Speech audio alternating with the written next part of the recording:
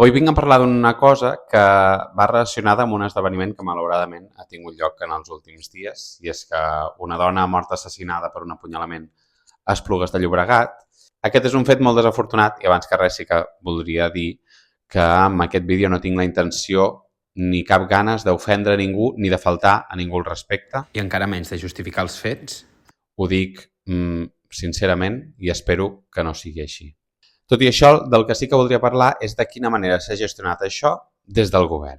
Concretament, del fet que s'està justificant l'assassinat dient que la persona que el va cometre estava tenint un brot psicòtic. Això són paraules d'una portaveu del govern.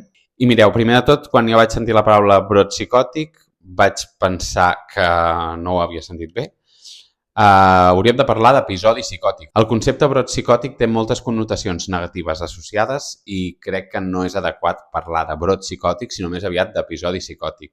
Més enllà d'això, un episodi psicòtic es pot donar de moltes maneres diferents. I de fet, en la majoria de vegades, el que un episodi psicòtic implica és un patiment i un sofriment molt fort per part de la persona que el pateix. És un percentatge molt baix i gairebé ínfim dels episodis psicòtics en els que s'infligeix violència cap a una tercera persona. I sincerament, veient la quantitat de violència i agressions sexistes, masclistes i fins i tot institucionals cap a una gran quantitat de col·lectius vulnerables, queda clar que no és necessari justificar cap d'aquests actes ni amb un trastorn psiquiàtric ni amb una afectació de la persona. De fet, justificar actes així, a través de malalties i encara més amb trastorns mentals, l'únic que fa és empitjorar l'estigma. Així que, si us plau, prenem consciència i anem en compte amb el que prediquem. I més si som portaveus del govern.